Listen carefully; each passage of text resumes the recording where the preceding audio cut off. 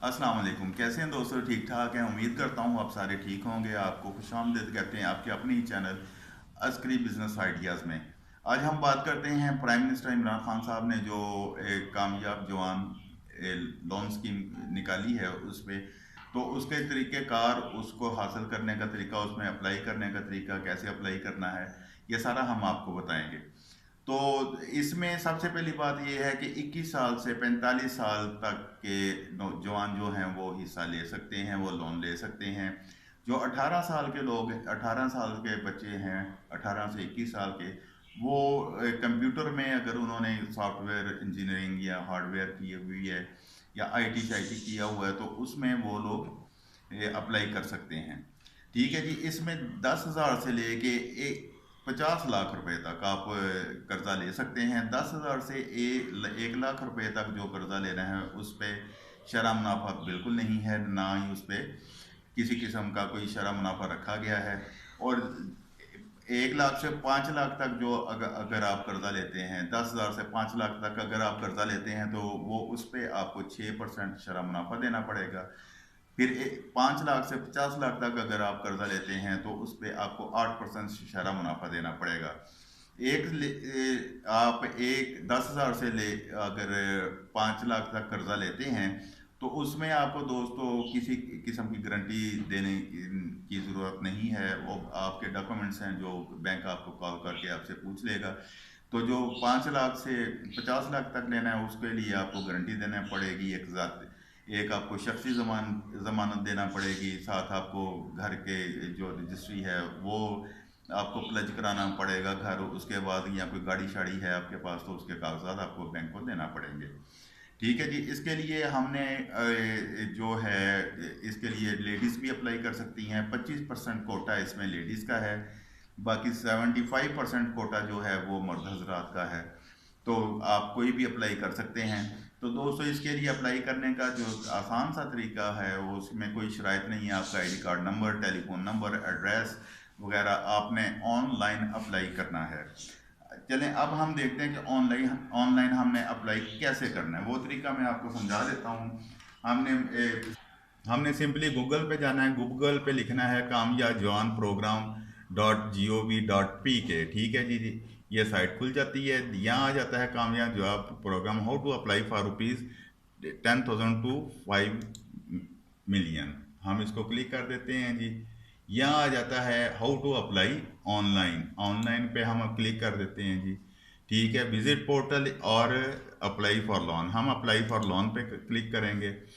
तो जब हम अप्लाई फॉर लोन पे क्लिक करेंगे तो दोस्तों एक साइट खुलेगी जहाँ पे हमारा फॉर्म पड़ा होगा। ठीक है। उस पे जाके हम ये देखें, अप्लाई ऑनलाइन फॉर लोन, ये इसको हमने अप्लाई क्लिक कर दिया। ये आ जाता है disclaimer, dear applicant, it is to inform you that please enter exact as यानी से ये issue date, otherwise your application will not be submitted due to verification. वो कहते हैं कि जो आईडी कार्ड नंबर है वो सही ना हुआ या उसका इशू डेट सही ना हुई, तो आपकी जो एप्लीकेशन है वो सबमिट नहीं की जाएगी, कबूल नहीं की जाएगी। ये हमने उसको क्लोज़ कर दिया जी। यहाँ पे टर्म एंड कंडीशन है, बराए मेहरबानी फॉर्म को मुकम्मल तौर पर पुर करें। तमाम खाने पुर करना लाजमी है। तमाम मुकम्मल दुरुस्त और जमा शुदा दरख्वास्तों पर फैसला तब्दील 30 दिनों में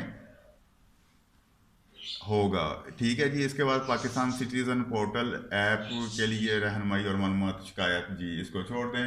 इधर आ जाएं आप। वो मांगते हैं जी bank name. Bank name 3 bank है जी, national bank, bank of Punjab और बैंक ऑफ खैबर। ठीक है जी। इसके लिए ज़रूरी नहीं कि आपका इन बैंक्स में अकाउंट हो, आपने किसी भी बैंक को क्लिक कर देना है। हम नेशनल बैंक क्लिक कर देते हैं। या एप्लीकेंट नेम मांगते हैं आगे, उधर हम लिख देते हैं शहजाद हसन। ठीक है जी। एप्लीकेंट्स नेम मांग दिया। एप्लीकेंट CNAC नंबर मांगते हैं, वो हम दे देते हैं।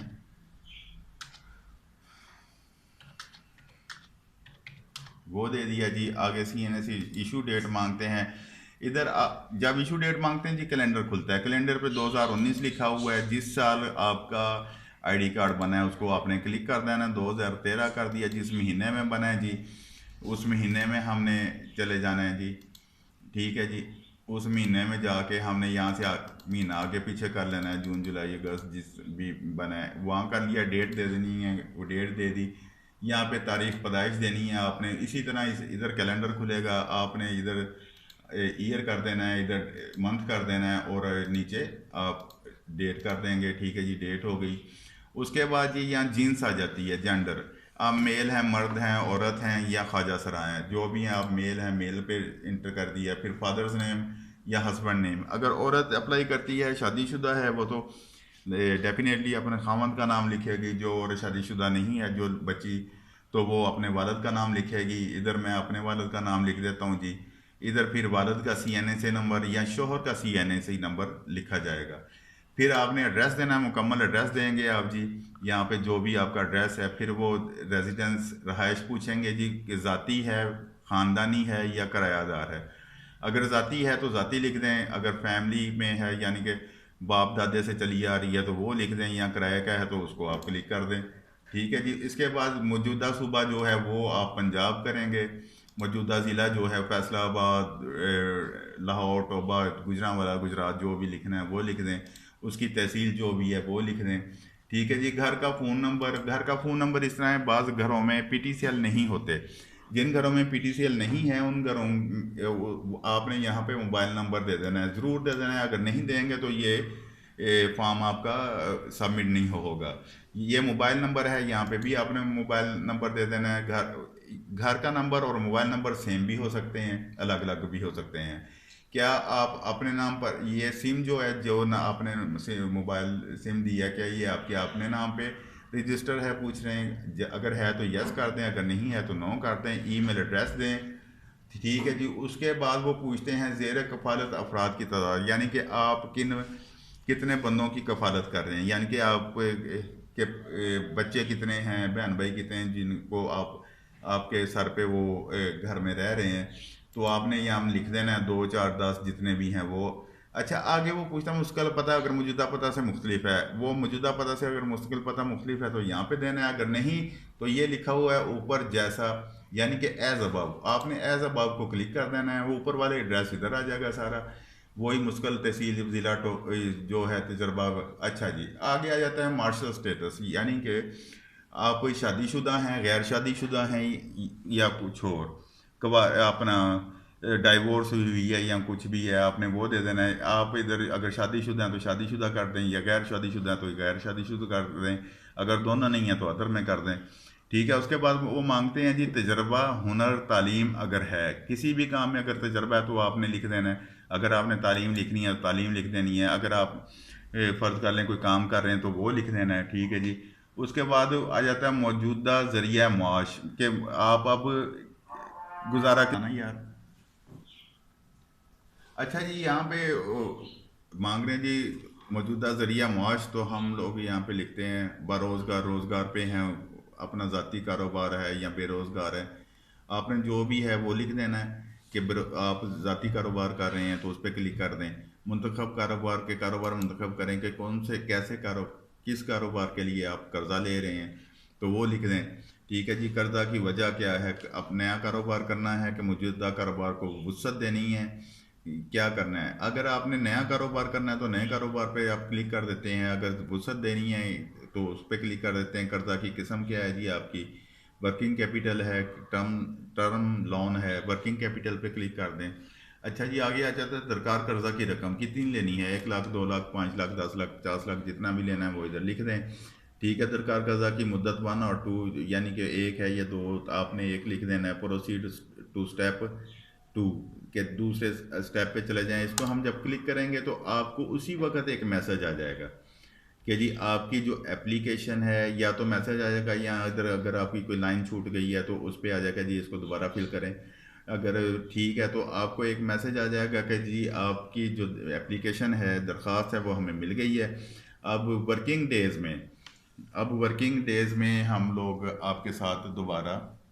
अच्छा जी, वो वर्किंग डेज में फिर किसी भी दिन आपको बैंक का अमला कॉल कर लेगा कि जी आप वो डॉक्यूमेंट्स आपसे मांगेंगे कि डॉक्यूमेंट्स आपके आईडी कार्ड वगैरह ये वो जो भी हैं वो आप लेके आ जाएं। तो या वेरिफिकेशन फ़ोन पे कर लेंगे। उसके बाद आपको कॉल आएगी कि जी आपका कर्जा अप्रूव हो गया, आप आके बैंक से ले लें।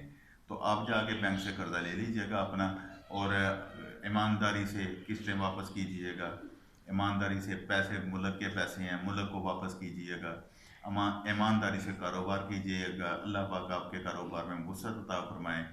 बहुत बहुत शुक्रिया। अगर किसी बात की समझ ना लगी हो तो डिस्क्रिप्शन में मैं अपना नंबर छोड़ दूंगा, कॉल करके पूछ लीजिएगा। बहुत बहुत शुक्रिया आप लोगों का। अल्लाह पाक आपका हामी और नासिर हो। पाकिस्तान जिंदाबाद, पाक फौज पाइंदाबाद।